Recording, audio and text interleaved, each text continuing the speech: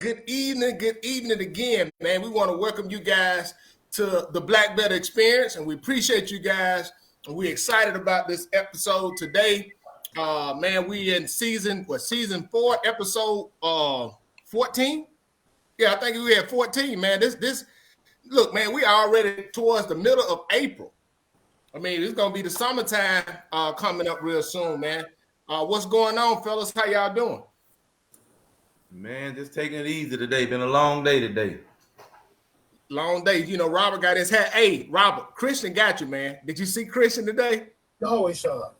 Hey, listen. He get it from his Uncle Robert, not that uncle. This one. No, he get it from me. He get it from me.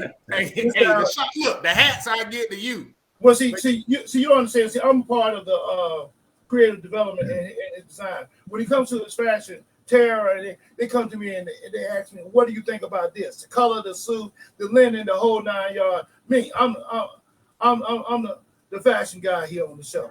Gotcha. Hey, you seen him with his cowboy boots on, then? Yeah, I see him over there. Hey, you couldn't mess with him. Yeah, they're gonna be. Well, I tell you, I can't wait to see if God let me live here long. I can't wait to see Christian when he grow up. Christian's gonna be a beast. Yeah, man. Yeah, happy baby, man. Yeah. Miss Smith, good evening to you. How you doing, Miss Hall? She said, "Hi, everyone. Good afternoon, Aretha Rhymes. Good afternoon. We got the ambassador for Depot. Happy Easter to you, man. And we just coming in. Chris Hill Jones watching. Thank you for your continued support. Hey, man, we just want to say happy Easter to everybody. Robert Tabb was telling us how he sung his solo and did his Easter speech earlier today. He went to the sunrise service. He went to the sunrise service and got some breakfast right after that. Got some breakfast. Miss Roberts said good evening. She said good evening, gentlemen. Karen Richards said good evening, everyone, and happy Easter. Happy Easter to you guys too. And we thank you guys so much. We appreciate you more than what you know. But we want to go ahead and kick this off with highlighting our sponsors. And again, if you want to sponsor the Black Better Experience, please reach out. We got some specials for you that that we can work some out. We definitely want to try to get your business out there. But the first sponsor is Kimmy's Corners Creation, owned and operated by Kimberly Evans.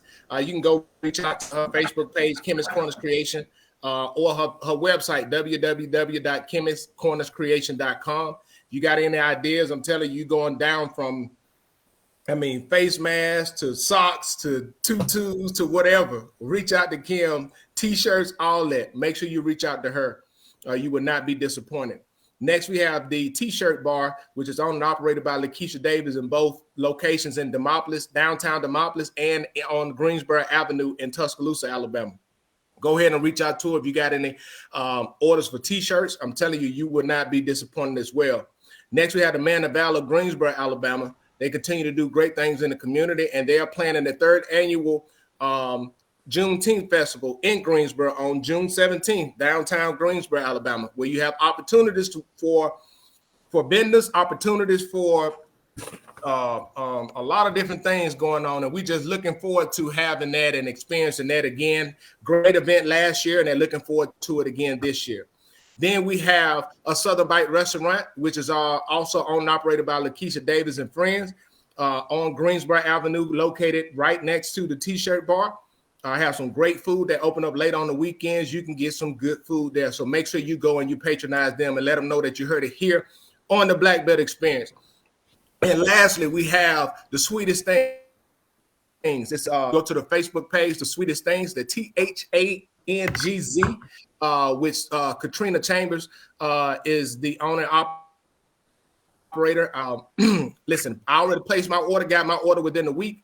Great things, great outfits, a lot of great attire that you can do, and you can go ahead and patronize her and let her know that you heard it here on the Black Better Experience. Now, Miss Alice Lawson said, good evening, all of you guys. Said she saw Mama D this week. Listen, y'all can't do nothing with Mama D. Mama D down there showing out. Adolta Jones, good evening to you. Happy Easter. And yeah, we here to prove you wrong. Shirley Shepherd, good evening, everyone. Good evening to you. So we just excited, and we just wanted to go ahead on and get started. So man, this week a lot of things happened this week. One thing they had the Uniontown Parks and Recreation board. They hosted a basketball tournament yesterday.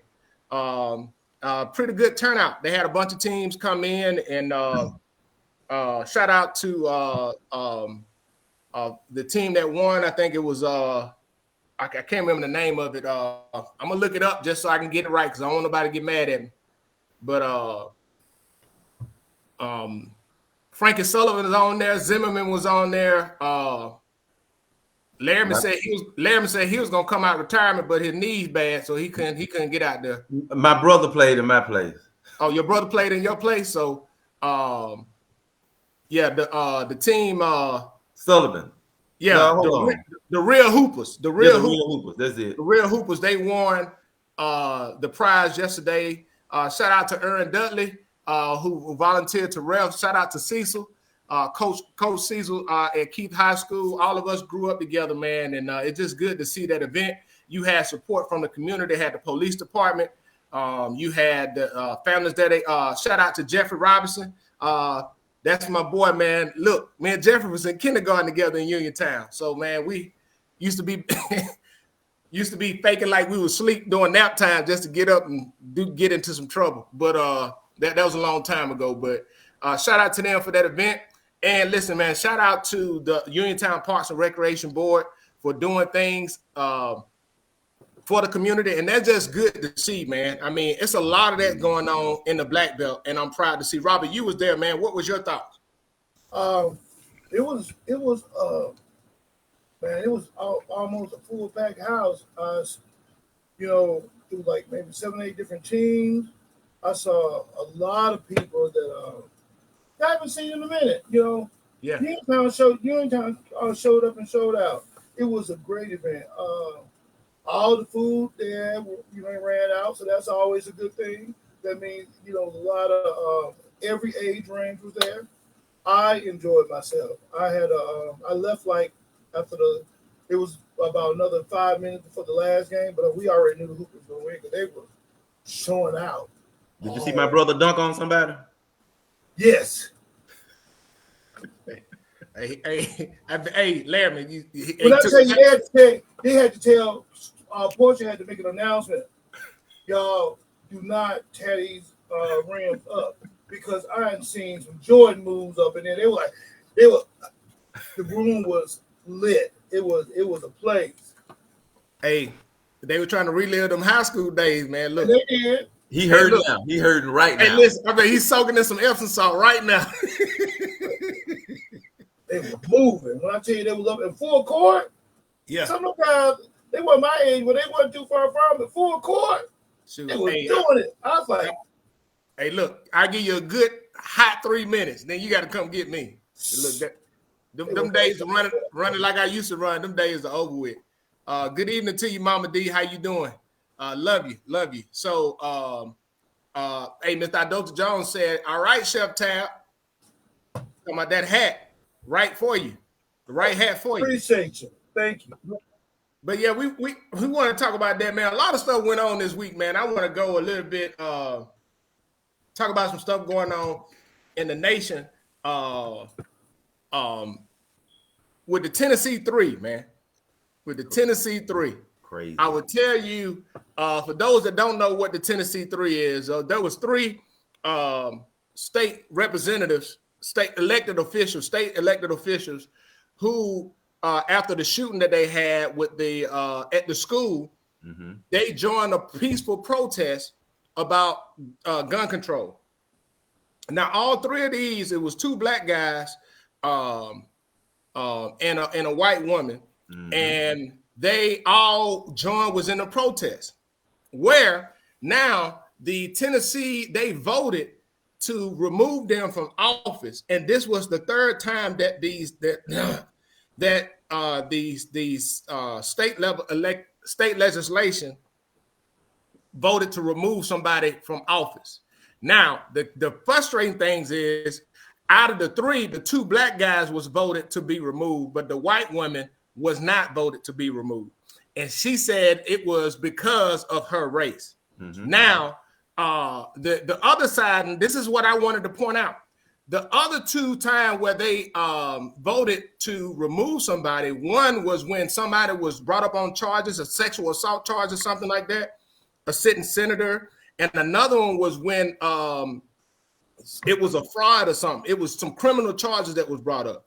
These three individuals exercised their right to participate in a peaceful protest, and the backlash was on that. Now, they said it was a heavy Republican move, but my issue with all of this is this has 100% to do with race. 100%.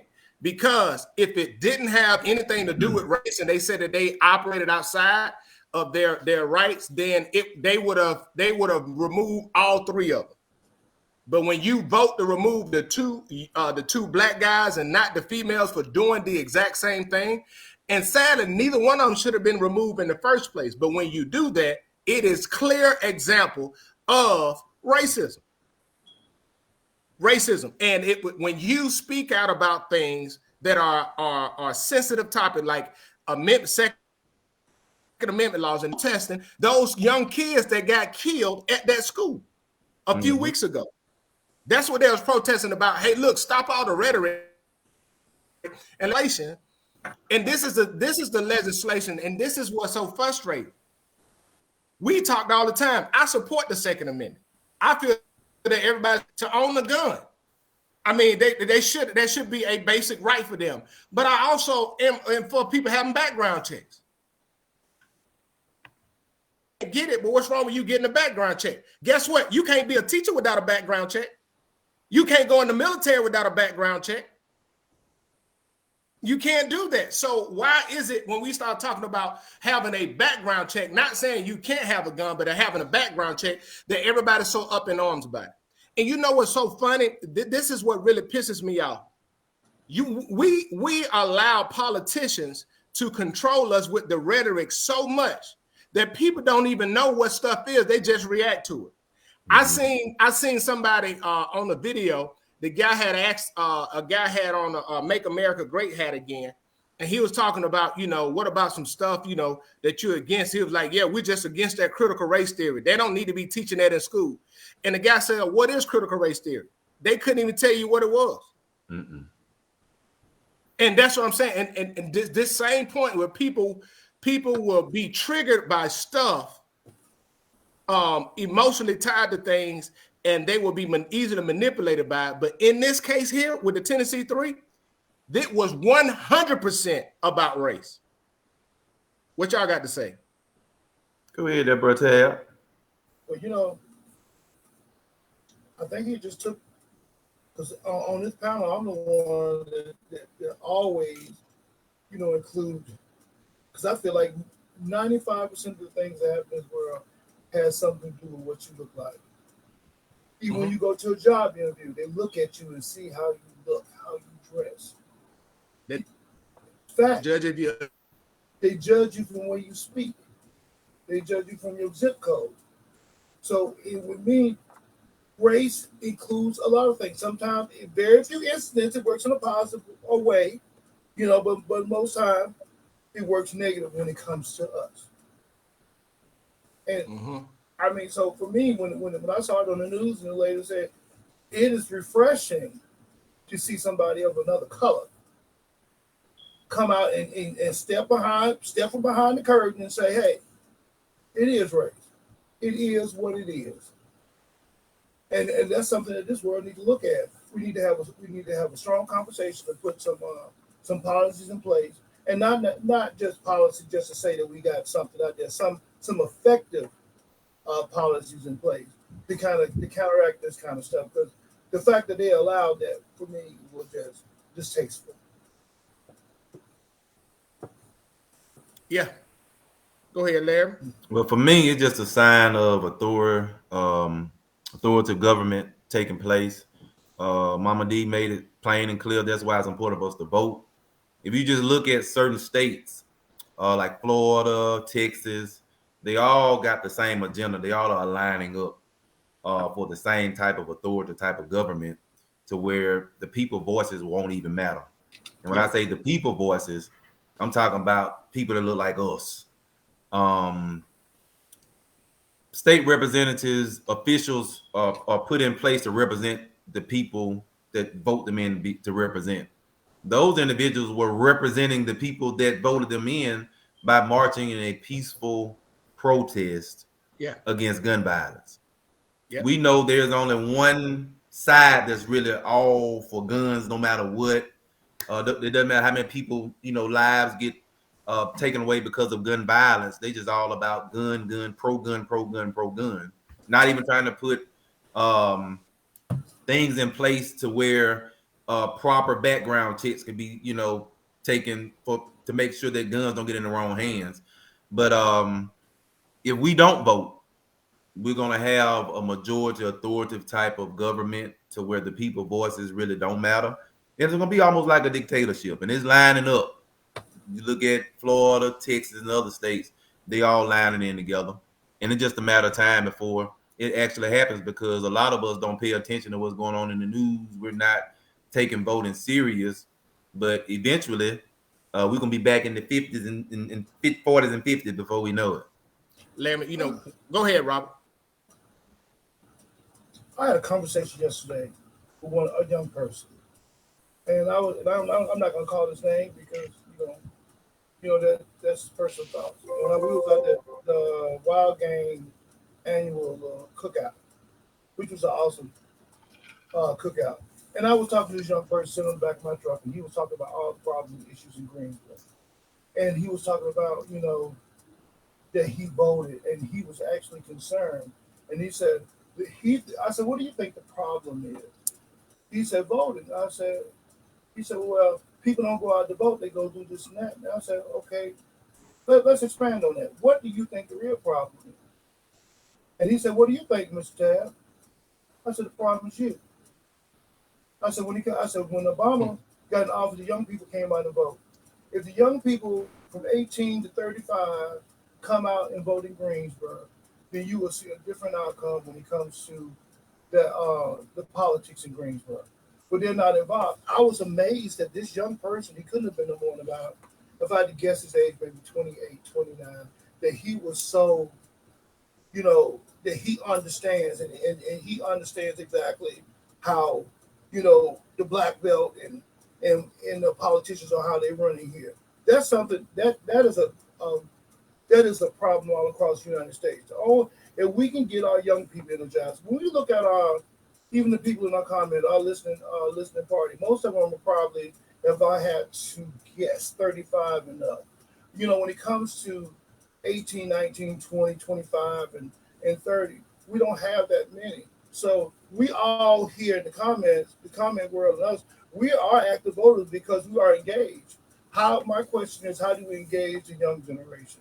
And not just one or two, but the majority, because that's the reason, that, the polls that when you go and you say, well, God, ain't it 10% of the people voted in this county and 10% voted in that county, and all these people come from high school, because we're not pushing that agenda.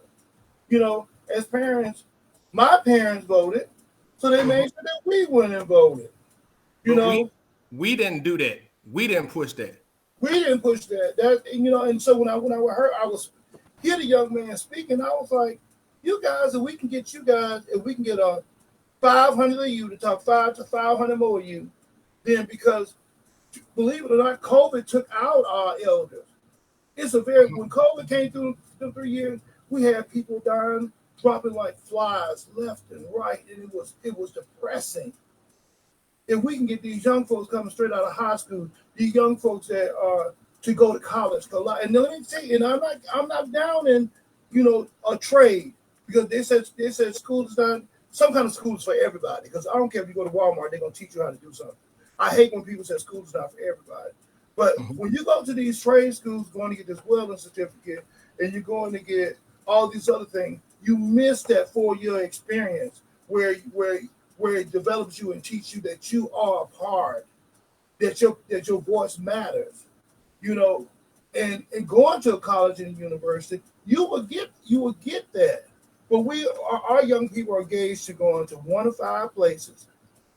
I talked to one of my friends this morning, and she said that one of her customers came to the polls in, well, I'm not gonna call the city because you probably know who it is.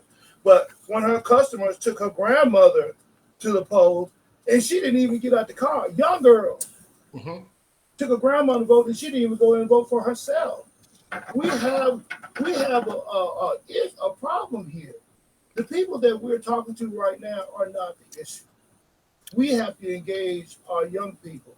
We have to find out what recipe, what solution that we can give them to get their butt out there to the polls and vote. Because we can sit here and argue all day. We cannot do it by ourselves. We are stronger in numbers. Well, Robert, I think that the tide is turning because both of the young men who were voted out. Now, this is the thing. All is not lost, right? All is not lost with that because the very district can appoint them to go back in office and they can run again. Nothing stopped them from getting back into that position. So this was more for a formality. I think that they will put them back in office. I think this will motivate a lot of people to realize the importance of voting. I think both of them are very young. If I'm not mistaken, they were very young. So I think the gap. I think that the rhetoric, or not rhetoric, but the people are starting to catch on the importance of our vote, the importance of laws and how they impact us. Because for years we just have lived to where we didn't really care about it. Right? Somebody else cared it. It was somebody else's issue. But when we start looking at things like this, it really impacts you, and not just at the state level, not just at the federal level. I'm talking about at the local level too. And that's something that we really have to start to look at. And I think that as we continue to be that voice and continue to try to bring these things up so people can understand the importance of it, because also I want people to understand this, right? I remember seeing a stat that they said the city of Baltimore, 50% of the men are under some type of either probation or locked up. 50%. When you looked at it, they said 2,000 out of every, in 2022, out of every 100,000 black men, 2,203 of them are locked up. And with white man, out of every 100,000 white men, only 976 of them are locked up. So we have to look at it. Okay, we facilitate, and listen, I got it. I understand that there's systematic systems. There are systems set up to deprive us of resources and opportunities and all these things. But if we go back to the Jim Crow era, we go back to segregation, they had more systems set up that lacked the resources. We still was resilient enough to work together to maximize on the opportunities that are there for us. Right? Go ahead, Rob. And that is because they was living in it. Yeah. They was living in it. So it was easy for an 8-year-old kid to go and pretend that he was 18 years old and go out there and want to be a part of the movement because he saw it. Mm-hmm. He saw it. It was easy. But see, right now, our children don't see. They don't know exactly that. When it comes to slavery, they don't know they don't understand the whole terminology, or even the ideology of it, because they get whatever they want. They're privileged. But I think the tide is turning though, Robert. I was having an intellectual spat with an individual who was a commissioned officer in the Army who was pissed off about, okay, I'm gonna give some preface of it. So a lot of the military bases that we have are being renamed. Those military bases are being renamed because the names that they're named after are after Confederate Civil War heroes, right? Which that right there in of itself is rooted in racism. Why? Because for those that don't know, if you go look up and Google the Sons of the Confederacy, the Daughters of the Confederacy. The Daughters of the Confederacy, towards the end of the century, many of those who fought in the Civil War were dying out. They did not want a lot of these to forget about the Confederate. Now, I want people to understand this. The Confederate committed treason against the United States. They committed treason. The punishment for treason is death. So for us to even consider or even name this, a lot of that came from political pressure because they put a lot of these military bases in southern states who had Confederate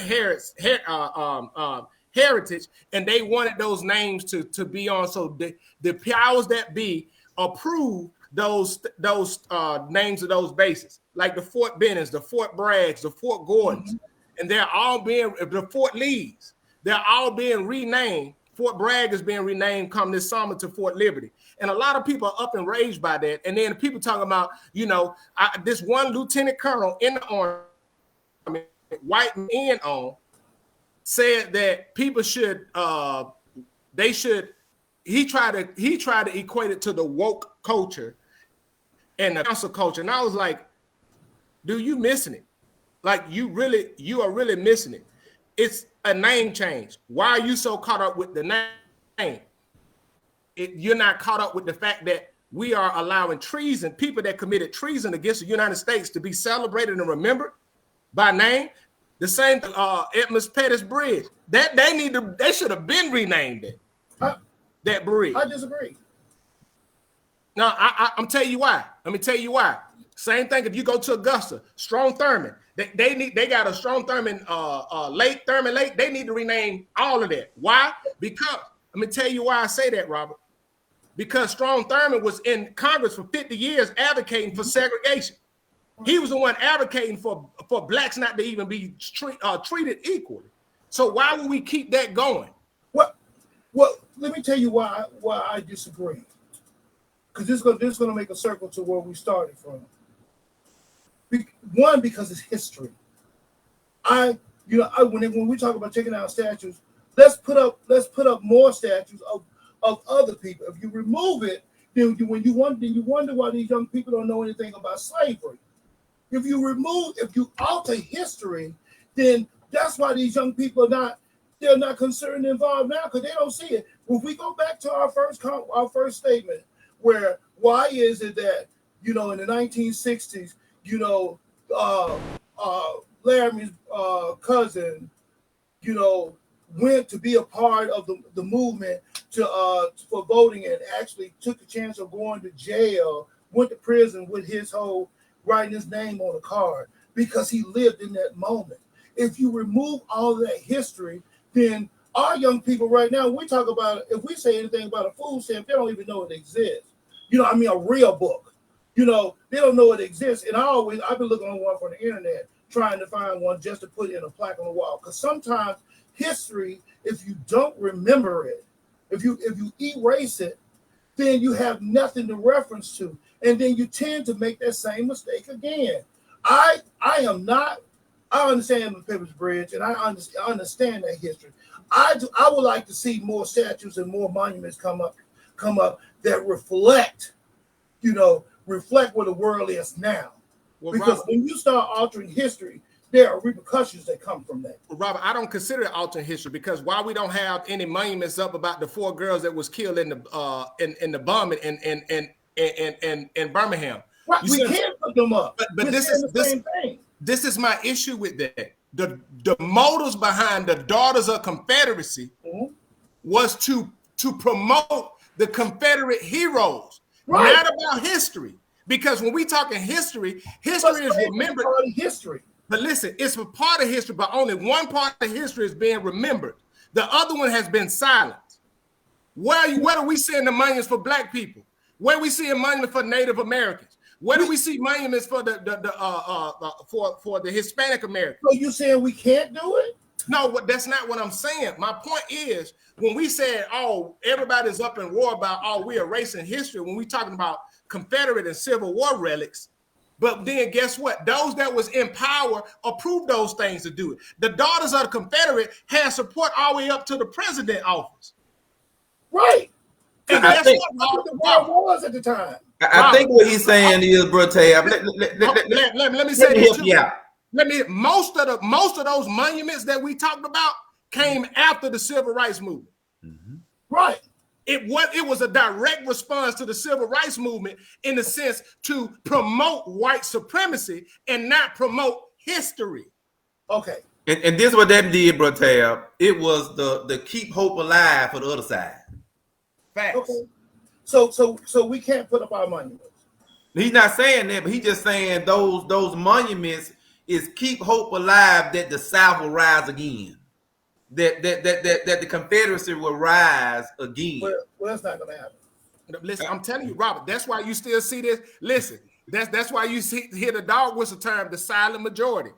That's why when you make America great again, that's why it resonated so much to a lot of people, because guess what? That's why people are mad right now. They talking about wokeism and all that stuff because they feel like they losing something, but they feel like they're losing something, but the reality is that's why they don't want critical race theory. They don't want that. But see, my thing is, these people have already at their kitchen table been talking about this 100 years. And this is how they go. I would rather you be out front so I can see who you are than you sit in the shadows. One thing that happened under the Trump administration that I appreciate. Oh, yeah, they exposed themselves. Oh, they expose themselves. You Hey, get to see them for who they are. And I can handle you when I can see you. When I see you, I can handle you. But when you sit in my face every day at work and, oh, yeah, Mr. Tab, that was great. That was this and that. And then you go home and you structuring for my demise. That is a coward. Now, Robert, I'm not saying that we should cancel that part of history because that need to be known. Because the young folks really need to remember that. I got it, but my grandchildren ain't gonna get it. But Robert, the daughters of the Confederacy got with the states, and then they made what was put in the books. They was advocating to say basically slavery was like they didn't depict slavery for what it was. See, they was trying to put it in the books. That's why when you talk to a lot of people, they would argue with you tooth and nails and say the Civil War wasn't about slavery; it was about states' rights. And we know that's a lie. That's a lie. But I'm telling you, but that is what is put in those those books. books. They believe. No, but that's the narrative that they're trying to spin. And if you change the book, that's what they advocated to have put in those books. They still gonna. One thing I found about the world, when you become a certain age, you're gonna think what you think. I have my own opinion, I have my own structure. And can't nobody can change that as me. You can put whatever you want in these books. These old folks gonna think the same way they did before. Now, what them books might do is change how the young people think because they haven't developed to have an opinion of themselves. Prime example, bro, Tab. Trump made one statement. They stole the election from us. Yep. And you had white folks from all over the world storm the United States Capitol. And they all said based on $300 million. A narrative or rhetoric that were put out there that was racist in context. And you had white with guns and everything. Capitol officers were beaten half to death. I mean, all of this, once you get in a person's mind, especially when they still, got hope concerning the past, how things used to be. We're the superior race. Think about over there in Virginia. What part of Virginia that was when the man ran through the crowds when he was walking around with the tiki sticks and stuff? Charlottesville. That's just a sign. That's a warning for what's going to come down the road. Because a lot of us think it's a joke as black people. But look at what Texas doing. Look at what Florida doing. And everything is lining up. Florida have always did that. Florida and California do what the hell they want to do. But California ain't that bad though. California, do you know you can be a judge in California and not pass the bar? Yeah. But Robert, this is what they do though. California ain't that bad. This is what they do. They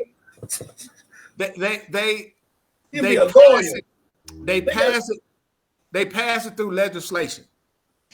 So look at what Texas is doing. Look at what Florida is doing. And then guess what? When we don't vote and when we go and doing these straight ticket voting, and then when the Democratic Party don't have anybody running against these people at the state level and they get voted in office, then when you go and try to do something, you don't have the ability to oppose a lot of things. And that's all the stuff that we were talking about. And like a lot of people may hear us and may think that we are going against certain people. That's not what it is. What I'm saying is all that is, if you're going to represent, you need to have representation, period. So I used to be in DC and I used to go like, And every time it came to vote, I was like sitting there, like watching a Alabama game. I said, okay, we all right over here, Maryland. Here go, and they still go. They still a Republican state. I said, how after 30 years, I used to go to work and they said, Tab, what's going on with you people down there in Florida, in Alabama? Because I was known for Alabama. And I said, I can't. I said, I would like to go back and actually go there and talk to people to find out what really is the problem. And now that I'm in the midst of it, I see why people stay in office 30 years. But you don't have to campaign. But Robert, all you gotta do is be on the right side of the fence. Listen. They got Republicans that they do it on the Democrat side, but they do it just as well on the Republican side too. But that's what you pick the right party, you will get in office. That's why we continue to talk about what we talk about. And that goes on to where I want to segue on to the next conversation. The city of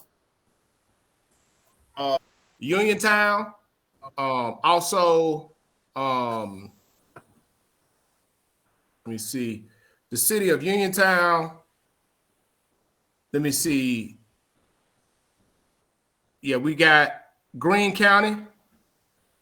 The bridge replacement on County Road 220 over Brush Creek, and Uniontown, the resurfaces of County Road 53 from Freetown Road to US 80, Pickensville and Pickens County, resurfacing Water Avenue, Sherrod Loop, Rivermont Drive, Lois Lane, Rivermont Circrest Lane. All three of those got a $250,000. Where the one in Greene County is basically the total cost going to be like $706,000. The one in Uniontown is going to be $250,000, and the one in Pickens County going to be $301 or almost $302,000. All of those were part of a program that was approved 2 years ago by the state of Alabama, Governor Ivey, and the city government, the city administrations are the ones that put in the grant for those.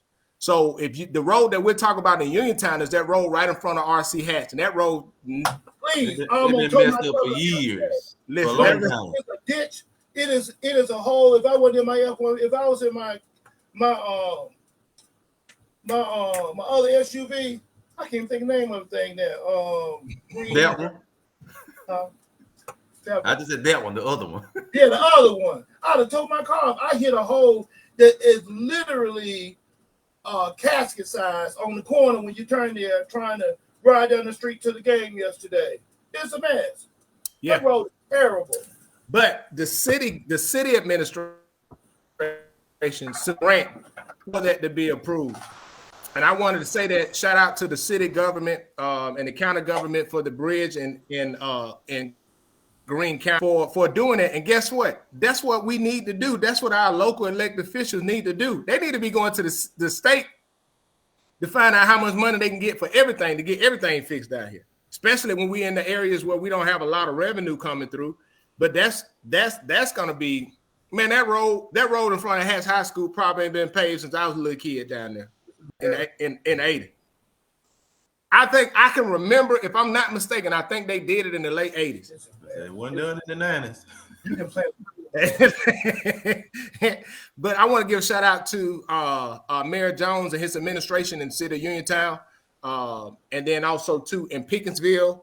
And that's why we're talking about having local elected officials to know what it is to go ask for stuff. They got money up there. Guess what? All these other cities doing it. Why not we get some of that? Why not we benefit from some of that? Humble yourself and go to the cities that get it and find out how they got it. They're asking. They asking. They figuring out. Okay, they say I can use this for that. So guess what? I'm gonna go and ask for it. Look at Mayor Rosell, what he did. He done got the whole old school turned over to him. Then got a grant for over $3 million, $5 million, whatever, to redo their water over there in Akron. All because he went and asked. Oh, yeah, it was that. Closed mouths don't get fed. And then, and people want to see, like, we deserve better. We deserve better where we at. And I'm talking about throughout the black belt. And we need to put people in office that know what they're doing, or at least have the gall or the intestinal fortitude or the courage to go and get out there and get it. Hey, throw the military terms out there. Look at that, Rob. Hey, go ahead. Hey, but really to go out there and say, hey, look, I'm here for, and listen, I'm telling people, man, people will help you if you go to them and help. One thing we have to do though, you can't go to them and your finances ain't right. So we had a lot of stuff that been going on with, people not keeping books right. And guess what? One thing that Uniontown did, one thing that Akron did, when you come in the office, you can ask the state to come audit you for free. It should be. Proper leadership gives themselves a report card when they start, and they give a report card when they end. When they leave. So you see exactly that's what leadership is. And so when they fall back on them after they job go. that I've ever took from the military, from post to post, I come in and get the IG to do an audit, and when I start at NCIS, I need to know what I'm working with. I said, give me where they are right now. Yeah. Don't cook the books, because I need to know, I need a starting point. And from there, you can't go nowhere but up. Yep. And then you can build your plan you can build your strategy based off of where you at and where you need to go. And then you can set realistic goals on what you can accomplish with the resources that you have. Because just because you may want to accomplish certain things, you may look at it and be like, man, I can say this. I can say current situation, my job that I had, I was authorized. I had put like this. I was short 50 people than to have. Short 50. 50 people. Realistic, can we accomplish everything that we were designed to do when I'm already short 50 people? No. That's part of their motto. That's every department though. Right. But what I'm saying is, okay, you have to do an assessment on, okay, what do I have and what capabilities do I have and what can we accomplish in this time period? With the amount of people that you have. With the amount of people or the amount of resources that I have. That's the only other way you can get extra resources. And then guess what? I'm not finna kill myself to try to do it like I did it, like I'm short them 50, because guess what? How the government work, if you ain't got 50, they're gonna expect you to keep doing without them 50. And that's what somebody did before, and that's one of the curses of the Army. No, but I'm just saying, like with leadership, just saying same thing with leadership. If you get in the city office, you get in the county office, hey, you got to look at, hey, how do I best allocate these resources to accomplish, to do the most that we can do? And then be transparent enough to communicate to say, hey, look, this is all what we have right here. This is what we can accomplish in this time period. So we're going to prioritize these 5 to 10 things right here. And then as we get more resources, we will allocate to over there. And guess what? When you communicate that with people, yeah, people are going to be upset because they may not get something that's going to them, or just say, I'm going to use roads, for example. We got a lot of roads that need to be resurfaced, but you ain't got enough money to resurface all of them. So if you go to say, you know what, our main roads where we getting people coming in and a lot of travel, they'll be prioritized. And we'll prioritize those roads. And then guess what? We'll work those other roads. And then look, this is the timeline in which you can expect us to get towards that based off of the resources we have. Yeah, people are going to be upset, but guess what? They can say, at least I know there's a plan and I can see that plan working. And I think that in a lot of our areas in the Black Belt, we are missing that. We're missing that communication. We have a lot of people that take claim for stuff, but a lot of people aren't communicating they plan. I think I had a conversation with someone last year, and I'm like, you talk about you need some help. Where's the list of the help you need? Yeah. Where's the inventory of all the stuff that what you would, if you had everything you wanted, what would that picture look like? And show me that picture. Because sometimes money comes available in the last 5 days of the fiscal year, which I've never still understood that, but because I don't know how you can miss, $20 million. Yeah, when you're looking at that budget like that, like I said, the fiscal year in the Army is October. It starts on October 1st. All right, in the United States government, fiscal year is October to September the 30th, or the last day of September. Exactly. What happens is, come summertime, come July, they want you to basically, like, they'll pull all the money back to make sure that all the money is spent. The key is, if you know you want something you got something that you want some money to be spent, is you to do all of the legwork and have it ready there with all of the costs, analysis, everything ready to go. So as soon as they come back to be like, okay, when you have an unforecasted request, a UFR, what we call the UFR, it's already sitting there approved. It had been approved and everything, and then they can say, oh, we're gonna fund that. Because guess what? You ready to go. That is the smart way of doing it. And then look, guess what I would do? I would sit there, come up with everything, identify all of our shortfalls, all the costs, and I'll be going to the state.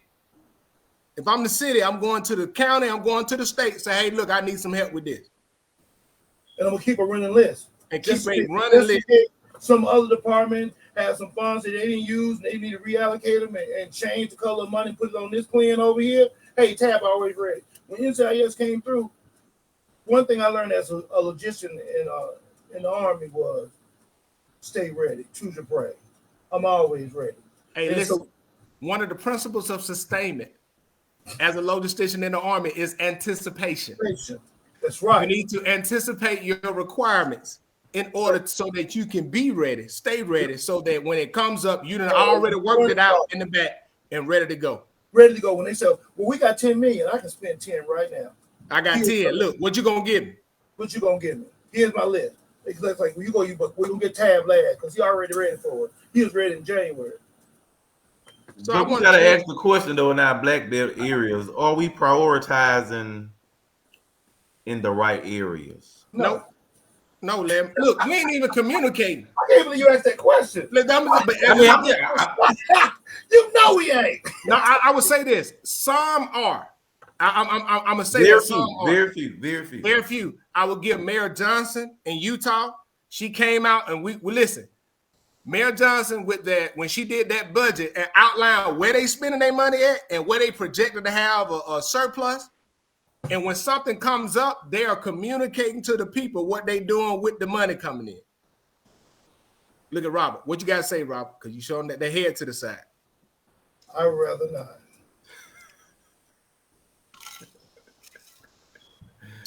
Hey, but I'm just saying that is exact. Look, what other city that we seen in the Black Belt that they produce a budget that's public? Utah got their own issues. Everybody got their issues. Yeah, I'm not saying that they're without issues. Come in the city, them most around here. He talking about them. He talking about. He worried about. I ain't talking about. I'm talking about the city of Utah. I ain't talking about Greene County. But guess what they did, Robert? They published and they showed where that money that's coming in. They show where it's projected to go. Okay. And you being supplied in the Army, you managed the budget. That's right. You knew what that budget looked like. That's right. That's why I'm looking like this. See, you talking about you got an issue with the allocation from the green track. Yeah. I'm talking about what they doing with what they get. The green track is history. and it is. That's my point. And I believe that's what it is. I'm glad we all say it out loud. Amen. Amen. Hey, so I do want to transition. So that was put out on 18/19 that the charges against Albert Turner Jr. Voter, I think it was voter fraud. Yeah, several other little things as well. Several other things was dropped, dismissed. I think it was dismissed. And in that article, it says that Albert Turner was going to sue Michael Jackson. And Lil Mike. And is it Merrill? Is it John Merrill, the Secretary of State? Yeah. So they're going to sue them. He's going to try to.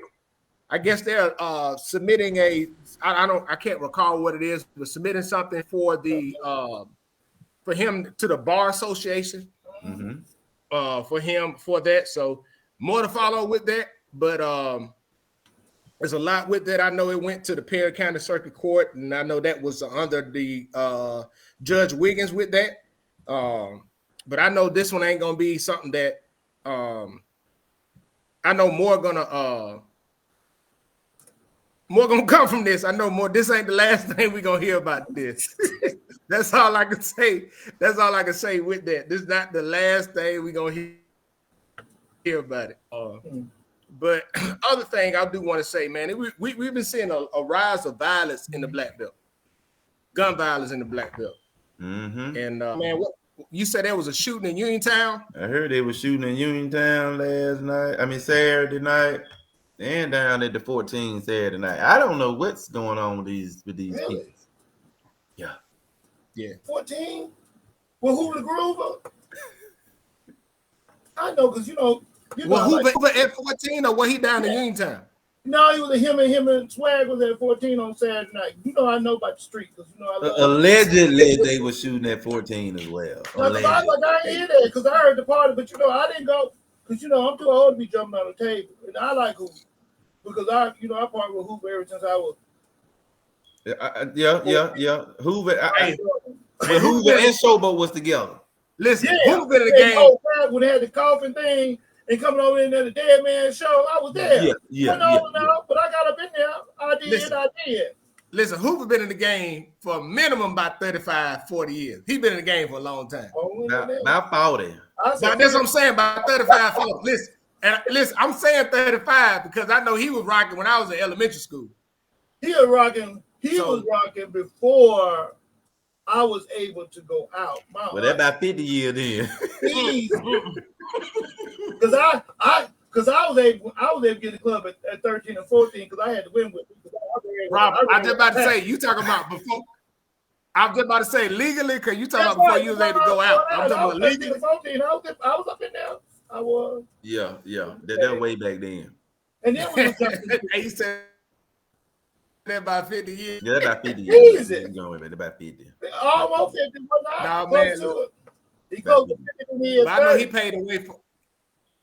He didn't pay in the area, man. He didn't did that. So shout out to Hoover. Hoover the Groover. No argument on the GOAT conversation when you talking about Hoover. None whatsoever. But Larry, he did our Mayday. He did y'all Mayday? Hey, that 9/8 Mayday, he did our Mayday. Oh, great. Out there at Cannon Farm. You mean Senior Day? Hey, what the kids say? Senior Day. Yeah, Senior Day. Senior Day. I came down. Yeah, you was out there one. I said he did that because as an old man, I got all these health problems. But when Hoover get up there, it made me want to get crunk too. And I know my body ain't right, so I got to stay away from him because I can't jump no ditch. What you about to say, Larry? I'm just saying, man, with our younger crowd, man, with these guns and fighting, it's really getting out of control. And to be honest with you, I think it's beyond what our police force in our area can actually really handle.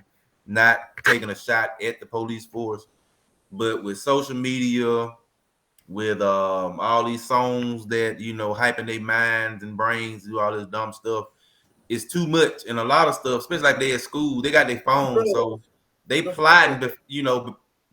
Before the next bell ring, everybody know what's going on except the teachers and the one little security guard they may have at the school.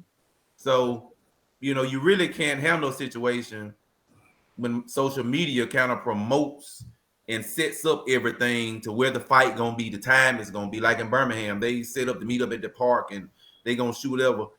It's hard to combat against that when you're dealing with that. And Birmingham, a larger city, but Greensboro not that big.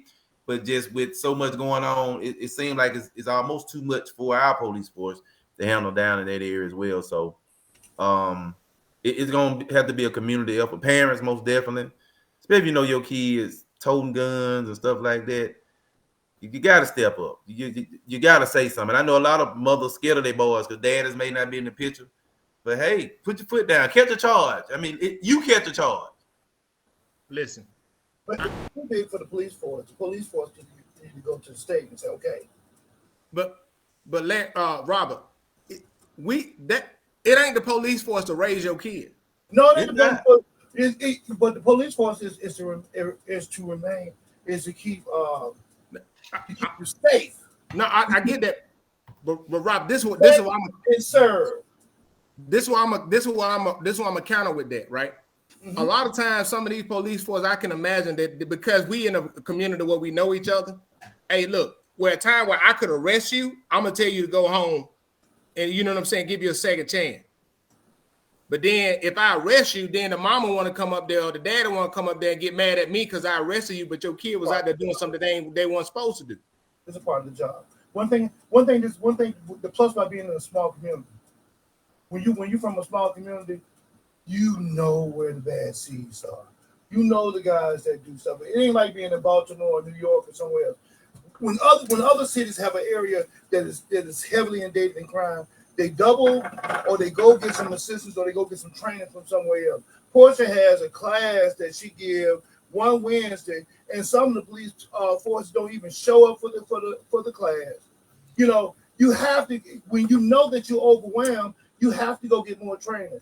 You know, we talk about insurrection and stuff. You know they have pumped up stuff so that they cannot get close to those Capitol buildings anymore. You know, it used to be a time that you could walk into the White House. They got a fence around that White House about 50 yards away from the White House. You can't walk in there now. You have to do something as law enforcement. You are the first responders. When you were in a hospital, when somebody goes to the emergency room and COVID came here and it was over inundated, they came right here to Brian Whitfield. They called in the National Guard and had them National Guard nurses come down here. How I know?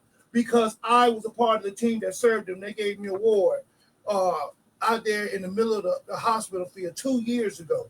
The parents need to do their part. However, the police force, okay, if you're above your head, you need to seek some help. But Rob, because now we're gonna get our problem is gonna be that cops gonna get shot. Well, it's just like somebody said in the comments earlier. They said they wish they waved their magic wand and we can get rid of all the bad politicians. Then we ain't got nobody there. But Robert, I'm not disagreeing with you, but my point is when we get to the point to where we're saying the police need to do more and not talk about it on an equitable basis to where the parents' responsibility is at, it's the same thing in the school system. Like Ms. Cherie Jones said, what do you think about the 6-year-old that shot the teacher? I read the parents supposed to have been at the school with him. Look, I can tell you firsthand that there's kids bringing guns to school that the school is not even suspending these kids and giving these kids second and third and fourth chances. So we need to. You know why some of them do that, Robert? Why? Because if they're absent, they count against them. They don't get no money. That's what I'm saying. But when you look at it, might put them in a position to be a fail in school because they count attendance as well. So a lot of that play a big factor in it. That's what I'm saying. So then the emotional aspect, because I have my own personal issue. When I speak from two places: education or being in a situation.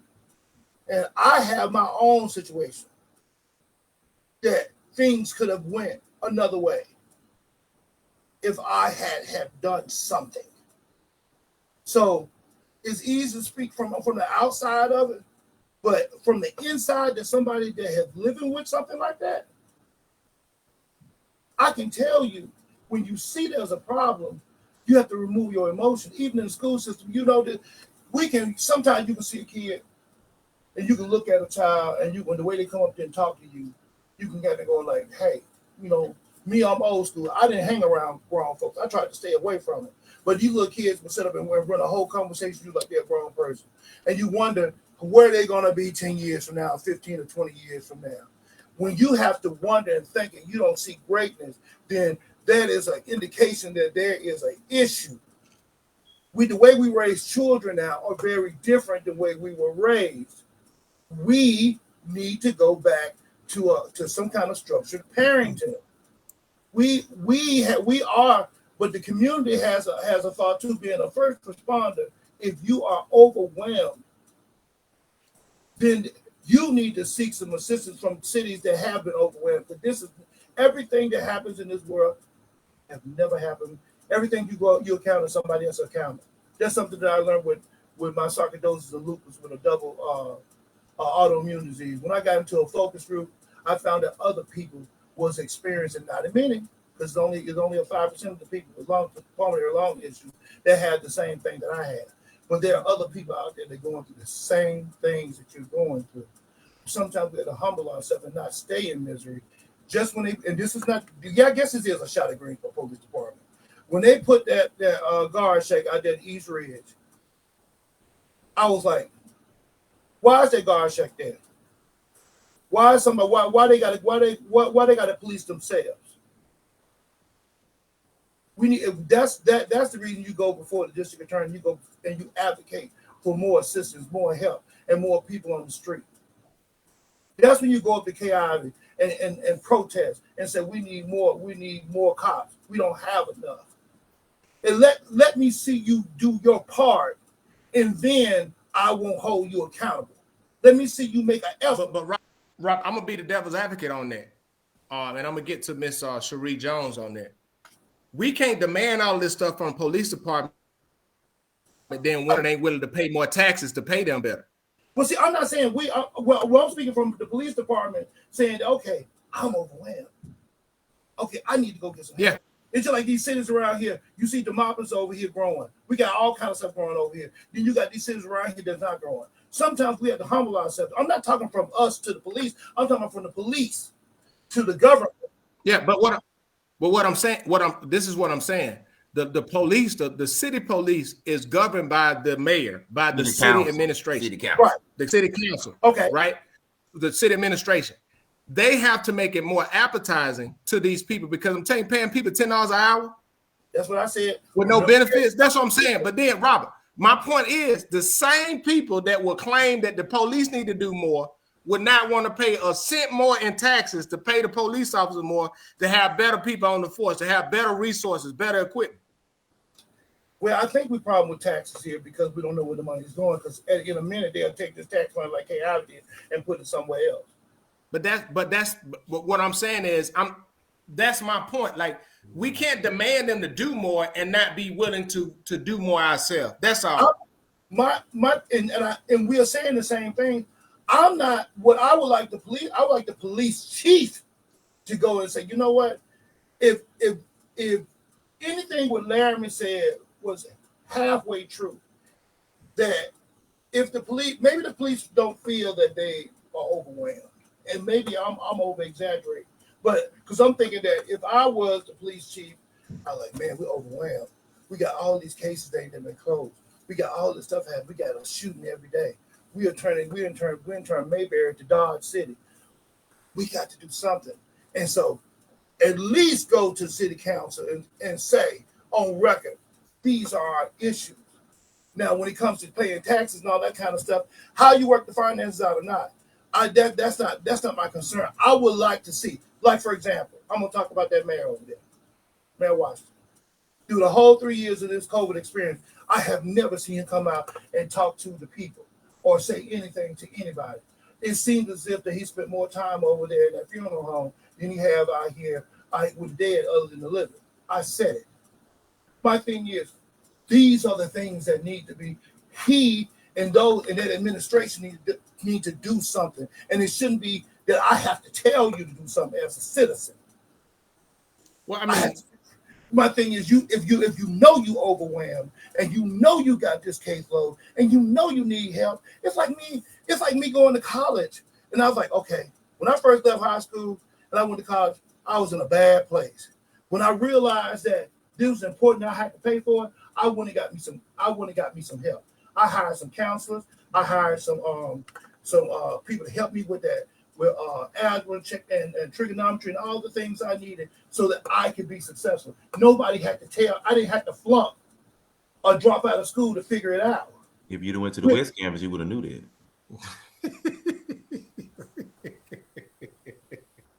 You had to throw a shot at I only spent the West Campus at a young age, and I'm gonna give Laramie that one. One for Laramie first and foremost. But you know what I mean. but you know what, Robert? But I'm not disagreeing with you on that aspect. What I'm saying is, I just want we can't dismiss the fact that parents, we aren't being involved with our kids. Like, I'm just being honest with you. like Norbert said, he said an early comment. He said some parents are the ones buying the guns for their kids. And then also, this is a dynamic too. What I don't understand is why we act like we don't know each other. No, I'm dead serious on that. Like when we grow up in the black belt, people know each other. Like I am not exaggerating. You're not. I grew up. Listen, I lived in Uniontown till I was 10 years old. Then we moved to Sawyerville. My granddaddy lived in Demopolis. So in the brickyard in Demopolis, all over there on 501 East Capitol Street, down south of the downtown. I know everybody from in that time from 95, 94 up to 90, like 98, 2000. Like I know those people. Like literally know them, grew up playing with them. In Uniontown, in the Cedars, out there, I mean, just throughout Uniontown. That's my family. That's what everybody I'm kin to down there. In Greensboro, I'm down in Sawyerville, I'm in Tinkertown. You know what I'm saying? I know those people. Why we act like we don't know each other now? It's so funny. I just had to come to yesterday. No, I'm just saying, like, honestly, like, folks, look, like I'm dead serious. Like when I go home now, how I know who somebody is, I ask them who their mom is or who their dad is. Like, because I've been away for a while, but okay, that's such and such. Okay, got it. That's your mom. Oh, man, you know what? Me and your mama went to school. Like that. But now we feel like that, and I think, and a lot of it too, man, I don't think we really, really talk about it on the aspect of how when we talking about that, listen, there's going to be disagreements. There's going to be fights. That's going to happen. But when we start bringing guns into play, people don't think about the impact of that. When we have a death or a shooting in the black belt, when we have a death or a shooting, it impacts two families and the community. The community. And Bro Tab, you got city council members that pleaded at city council meetings that they were tired of gunshots in their neighborhood. So it's not like the city council members weren't being impacted because they live in the community. So they know what's going on. There's no secret what's going on. But the urgency of how do we get to the root of the problem is the issue. I mean, we can see the outcome, we can see the actions all day, and we can come up with remedies, but until we deal with the root, and the root oftentimes it starts at home with these kids. It starts at the house. So I commend the police for doing what they do, but to deal with as much as they deal with, when you got seniors that are afraid to sit outside, you got parents where kids are riding by their house, shooting, or nobody should be living in fear to where I can't go sit on my porch in our little smaller areas. You must saw the news Sunday over there in Selma in Montgomery where they had a city council meeting where y'all probably don't see my news is Selma, Montgomery, and all those elderly parents was there talking about, I can't sit on my porch. We have a shoot, they be spraying the neighborhood every day. They go to the city council. But you know what? If you change that zip code. This was going on in Greensboro too, Bro Tab. But Robert, and then also when we think about it, right? Basic respect. So just seriously think about this. Larry said this, and I know a lot of people, if they go substitute at school, they'll change their mind about how their kids act. They will change their mind. Listen, look, I ain't saying we didn't cuss, because I know I did, right? I done so one finna do around no adult. No, Lord. And it wasn't gonna slip. Let me give you an example. I know some people that substitute up there with these kids, and I can't call their name, but they know who they are. And they go up there and be these kids' friends. And these kids right now is in the 10th, 11th grade, they cuss with the substitute teachers and everything. Because that generation, that didn't happen when I was in school. I wasn't trying to be their friend, Bro Tab. They were cussing from me like I was in the room. I was trying to run away from like they were the wasp nest. I didn't want no part of it. That's why I'm substituting now. Recently, I don't want to be around. I asked the little boy, I said, boy, you don't see me sitting here? You don't know where you at, dude. You at Beastwood. He almost made the beast come out of me. Hey.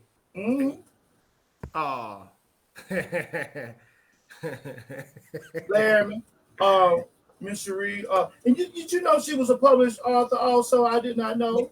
Yeah, I just saw that. Yeah, so I I want saw to make sure that. I I talked get to her that. yesterday, and I was like, Yeah, put the name of your book. Please comment the name of your book so we can put it up here so people can know your book. I saw your post. I want to make sure I put that out there. So I had chemistry at the West I campus saw too. her yesterday. You said what? I came over there for a band. What else I came over there for a band? now he didn't come over there for math. See, he didn't get No math. I had this for math. Hey, Rob, he didn't get Miss Epps. See, he didn't get to sit up under Miss Epps. See, see, he don't know nothing about math. I had Miss Lee. No, but not for real. Honestly, on that though, Robert, like when we talking about these things on this is not a shot at it. I'm just saying, like, honestly, we got to realize there's this, right? Greensboro, Alabama, Uniontown, Alabama, Marion, Alabama. Demopolis is an outlier because Demopolis has about 7,000 to 10,000 people living in there. But Greensboro, Marion got a little bit over 2,000. Greensboro right at 2,000. Uniontown a little bit less than that. Utah. When you come from those small towns like that, the world is bigger than where we from. And the reason why I'm saying that is we need to prepare our kids to be able to adjust and operate in the world. Because I'm telling you, a lot of us don't go no further than Tuscaloosa because we too afraid to branch out past it. And this is home. But this what I'm not knocking. I'm just telling we have to prepare our kids that guess what? Yes, you are ready for the world, not the group. But you are ready for the world. Shout out to Sheila back. Was it 87? I think they were 80. No, they were 88, 89. Ready for the world. Sheila, look at that was back when Robert Tabb was a senior in high school. So he don't think I know about that cassette tape with Ready for the World. Sheila. Sheila. See, he don't know that. They played that in the band. Yep. Mars Day in the Time. Yeah. Well, I tell you, we knew them songs to death. We played to death. But I just wanted to say that because when we don't think beyond right where we at, we do a disservice to our kids. That's all. Mm-hmm. And then the world don't care about what excuse you got. You'll have to face some consequences. All them excuses that you made for your kids, the world don't care. You had to face some consequences. And it's real out here in these streets. And I just say that from that, and I just don't want us to lose our kids because we don't set structure and discipline for our kids. And listen, there's a difference between having a dialogue and having an open line of communication with your kids where you trying to be their buddies. You know what I'm saying? You still can communicate with them and develop a friendship with them. But I'll tell you, my friendship with my parents blossomed as I got older. I was grown. I'm talking about as I got older, like I on my own. When I left the house, Robert, I wasn't one of them kids that, hey, I need you to help me with this. I need you to help me with that. You know what I'm saying? I got out there and I was like, look, if I'm grown enough to get out there, I'm grown enough to figure it out on my own. I was a brat. Mama, every marriage I had, my mama helped me get in and she helped me get out. I said, I'm ready to get divorced. She said, okay, let's call the lawyer. And we worked out. And then when she left here, she didn't leave no playbook. And I'm like, damn near 40 around here trying to figure out my life. She was on everything that I own. I always thought that I was going to die before my mom. I don't know why I did, because I was living a rough life in my young days. You know, thank God for change. When I tell you, thank God for somebody watching over me. Thank God for some praying mamas, grandmothers, aunts, uncles, nieces, nephews, everybody up there.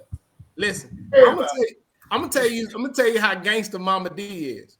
I can remember being about 10 years old, 19 years. Matter of fact, it was about 19 years old. My mama said, look, y'all gonna go out and y'all gonna do what y'all want to do. So I can sit here and tell y'all what not to do. But she said, what I'm not gonna do, if you come in here leaking and you got something going on and you need to go to the doctor, She said, look, you're going to have to figure that out on your own. She said, it's a lot of stuff that you could do. And what I appreciate about it was I grew up in an environment where they taught us to be held. They held us accountable for our choices, right? We made decisions. Ain't nobody said, right or wrong. Because listen, that goddamn Portia was going to make her decision on what she wanted to do, regardless of the consequences. Yeah. Listen, hey, Rob, you know now, Portia has always been Portia. That one thing, hey, she always been that way. But what I do appreciate about it is growing up in that environment, I'm already ready to accept responsibility for my action. I ain't look to blame nobody else. I knew that if I did something, it was because I was willing to hold that consequence. One of the biggest things that I see is, as parents, we aren't holding our kids accountable to face their choices. And it creates a false sense of, and we do that in the school system. That's why I'm an advocate for it. Look, I'm telling you, we'll solve a lot of issues if parents had to compensate the school for their kids being suspended. Right. That same money that the school lose, that because your kid gets suspended, that parent will have to pay it back. And if they getting government assistance, it'll come out that government assistance. That's what's up. I never thought about that. I can guarantee you, them jokers be up there. Hey, you gonna sit down, you gonna do this, you gonna do that. They're gonna go back to coming up there in them dusters and them hair rollers. Like my mom come there and swinging.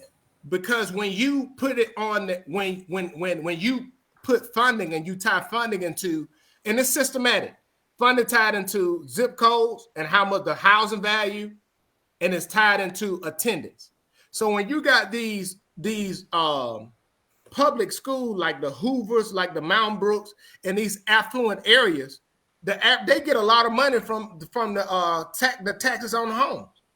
So they have the resources. They don't go without. They have what they need. They have everything that they need. They ain't got to do no fundraisers. The goddamn high school got 5 gyms. The coach making 6 figures. Coach making 6 figures. And they got a PTA out of his box. What I'm saying, they ain't fighting for no computers. They ain't fighting for resources. When they kids ain't got to pay $40 to play football like I had to pay $40 to help buy my cleats and to buy my t-shirts and my shorts. Well, maybe we should pay $40 because when you spend money and you invest in something, it's different for you. But Robert, this is the thing. Most of them people who complain about paying something, everybody got a pair of Jordans on. Everybody. So I'm being honest with you. And they get the latest cell phone. The latest cell phone. They got liquor galore. They get their weed. They get their weave.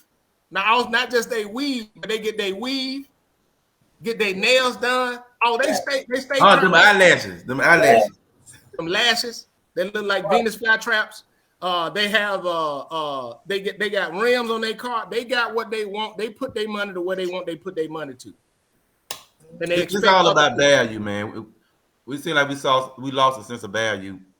You take care of what you value. Yep. You honor what you value, and I think that's what we lost within our community. The value, not just of community, but even of self. A lot of people don't even value self, let alone the next person. I think that's one of the main issues. We just live in a time where people don't know their own worth or what the community worth really is. So we don't take care of it. We don't invest into it. And then another thing they don't want the police over there. My lawn service guy, I don't call his name. Well, not my new lawn service guy, but one of my old lawn service guys. He was from over the other side of the track. And he come over to my neighborhood and wonder why the police coming in. The police ride around. I can count to a clock every 30 minutes. The cop running around my house. A cop is coming in, coming out, going through the neighborhood, policing and patrolling. And he's going like, I don't like that. I don't want the police over here. I said, you don't want them over here for this. But as soon as you get in a shootout over there, then you're going to call them and you wonder why they ain't showing up. Bro, Tab, if they riding around in the neighborhood over there on the other side of town like that? Well, not as much. Hey, Robert. And they need to ride over there because I'm not going to talk about the Bible. I'm leaving my Robert, Miss Robinson said, did you have any of those Golden Boost bull gems yesterday? Let's talk about that. He had some. He posted it on Facebook. He had some. I tried everything they had, other than them. Because I went out there with the intention to have an open mind, and I tried the mountain oysters. It didn't taste bad. It was a mental blockage for me. I think if you'd have chopped them up and put them in a salad and told me it was conch or something else, that's just as bad because that's snail. But it'd have been okay. The chicken feet, I had them before. A friend of mine cooked it for me, and she loved it. I just couldn't do that. You have fried? The chicken feet, no, they boiled them, kind of grilled them or something. But I just think when they were sitting out here like this, that just kind of bothers me a little bit when they all spread. And that raccoon, I tried that, and actually was good, but it was just my mental place. But what? Shout out to Cleveland. Is Mr. Cleveland's name? Is he a Robinson or is he a Small? I can't remember. Small. Because he used to cut my hair as a kid. He was over there. Cleveland. He cut my granddaddy hair. He was my granddaddy barber. When I tell you, they can cook. Everything out there was excellent. Everything. I tried to try it all. Everything was good. I don't know. I think the rain might have happened, but later that evening, it got to be a big turnout. That's my first time ever going to that wild game thing, but I'll be there next year. But next year, I'll be ready to be able to have a tent or something and set up my little spot. But they need to open a restaurant because the deer was amazing. Everything was cooked to perfection. Everything was good. Was seasoned well.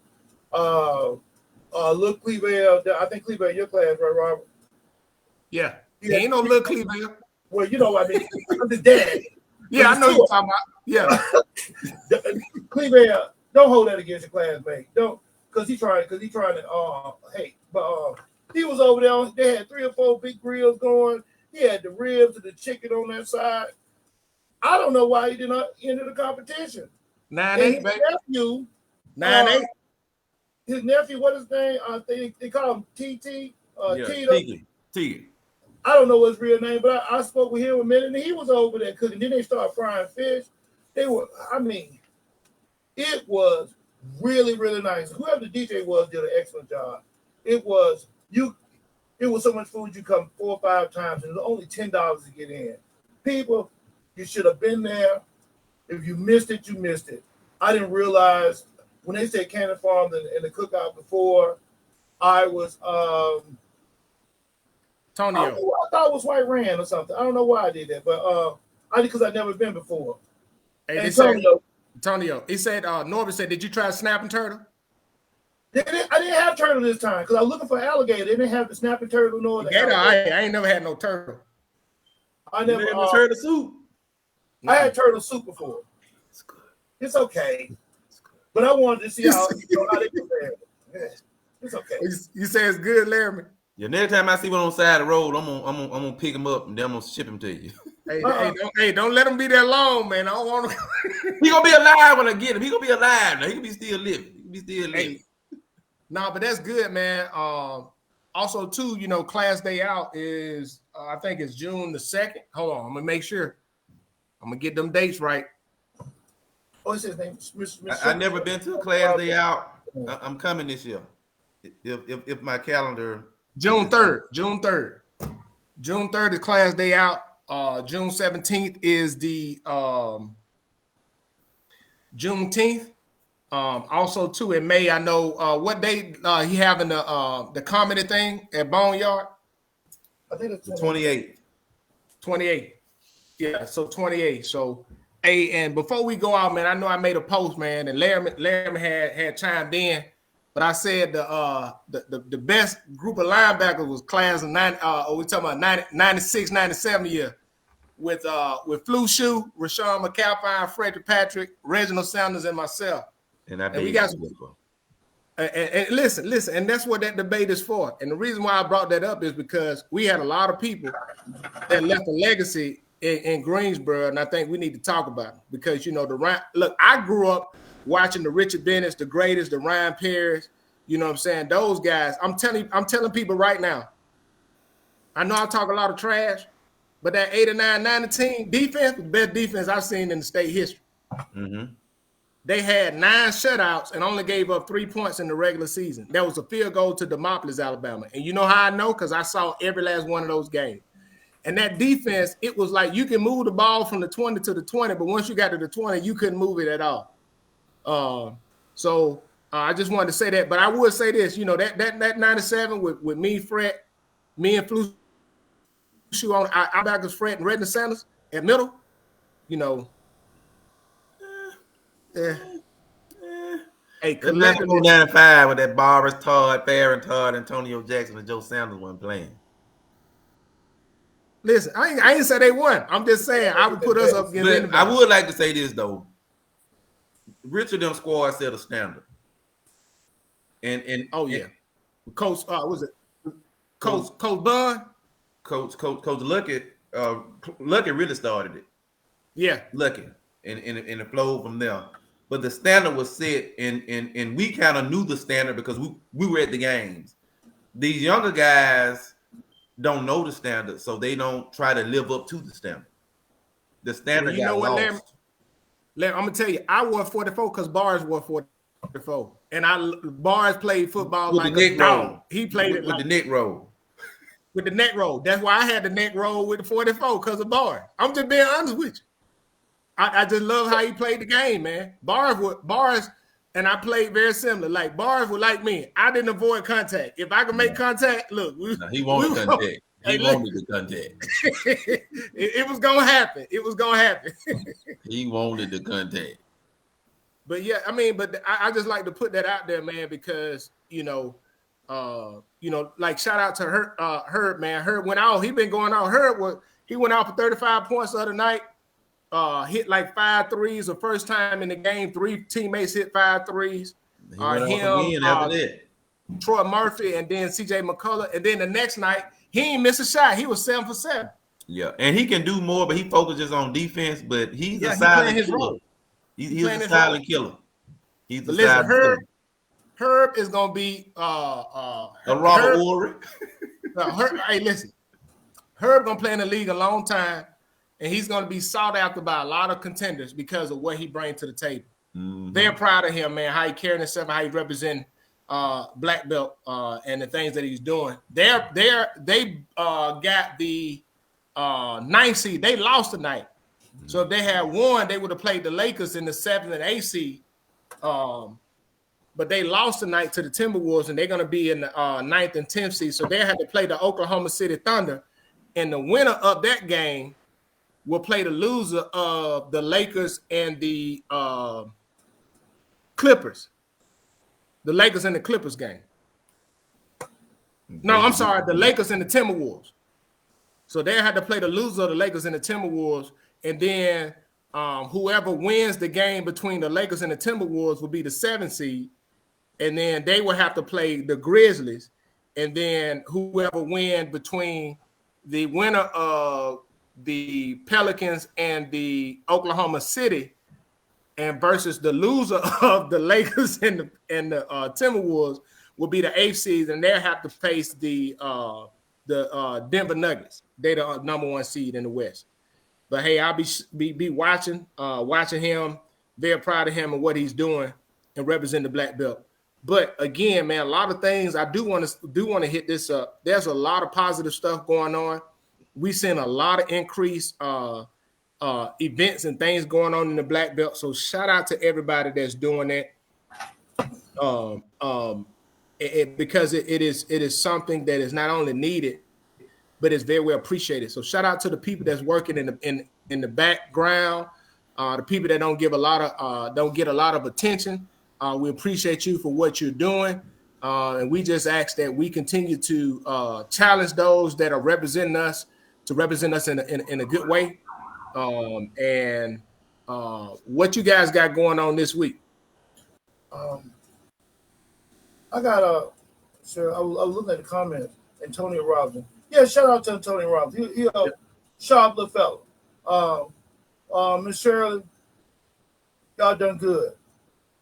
He's a bright young man. But what I got going on this week, I got 2 events. Well, I got one. One is I got a birthday party that I'm preparing for Saturday.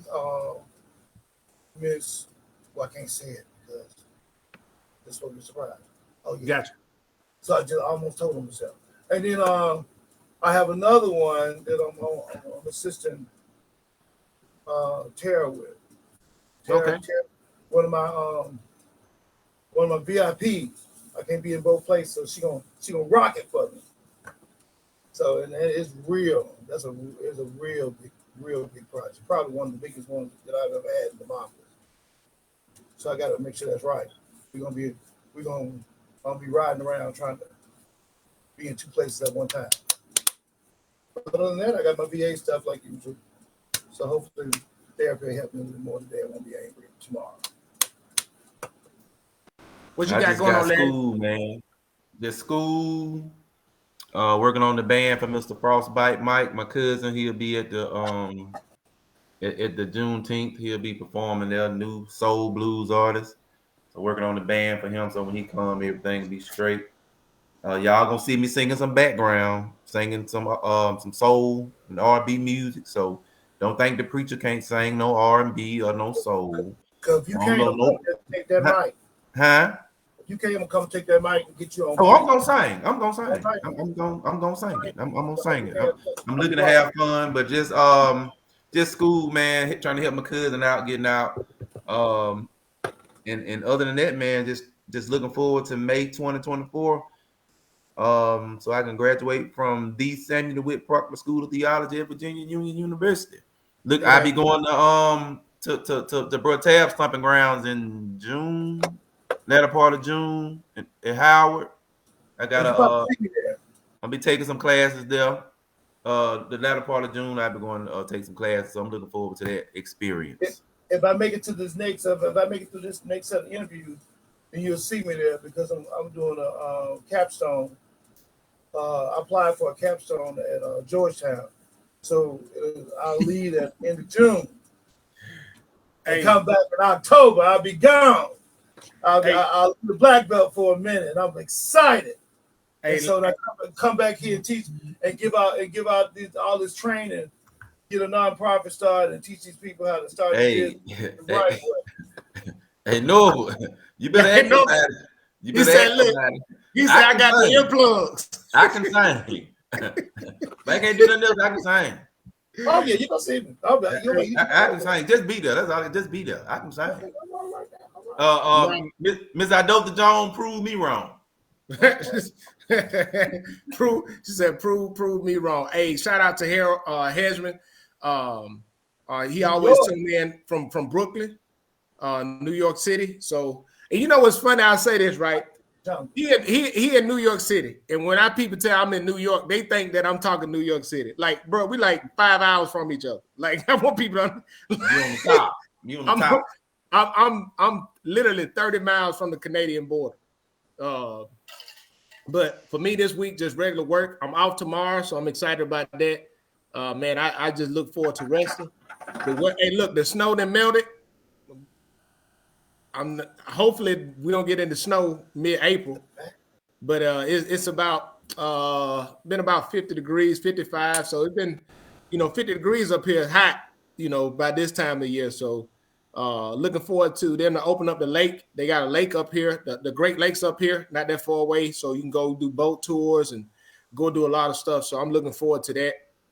My son is graduating. My son Chance, my oldest son, be graduating from Kennesaw State on May the 11th. So looking forward to just seeing that and experience that.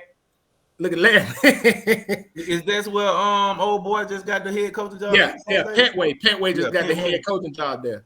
Yeah, Kennesaw State, man, it's a nice campus, man. It's over there, not that far. It's literally right down the street from the new Atlanta Braves stadium. It's over down in Marietta on 285, on 285 in Atlanta. My oldest daughter's having my second grandson scheduled to have at the end of this month. So Paul hey, Listen. I said call me granddaddy, but look, I talked to this other guy. He said he got him calling him OG. I said I like OG, but I ain't wanting that G pop and all it. No, call me goddamn granddaddy. I listen. Look, call me granddaddy. Like I like the OG too. I like OG though. I said I like OG. I may have to adopt that one. OG. I like that one. OG, but I damn don't want to be Papa. Yeah. Papa. I said, I just hate it. Yeah, listen, bro, I was the same way, man. That's why I said, look, they call me granddaddy. You know, the grandmas be want to be G ma, GG. Grandma. No, you grandmama. You can't run from that. I'm trying to put ornaments on yours. Yeah. Decorations. No, but no, I'm looking forward to that, man. Working on my third album, so I'm about to get back to writing and recording on that one. This one is gonna be what I do like about it is honestly in the creation and being in the creative process is the fact that what God give me, like it's just different. Every time it's something different and expanding and challenging myself musically. So that's what I enjoy. Looking to put out about 10 songs on this one. Put out 18 on the last one. I ain't putting out 18 on this one. Put out about a good 10 and looking to release that one. And then just got a lot of other stuff, man. I do want to tell people this, right? I do want to say this, right? So we don't get so caught up in focusing on the future and then running from your past that you don't enjoy your present. And I say that because there's so much stuff we can be looking for, the stuff we trying to do, looking for stuff we trying to heal from, that we miss enjoying the moment. And I would just say, let's be more deliberate about enjoying the moment and enjoying the people that are in your life that you know you can depend on. So you guys, man, that's I just wanted to drop that nugget, and I hope you guys have a great and wonderful week. And happy Easter, Robert. I'm gonna post a video of Robert with his Easter speech, doing his Easter speech.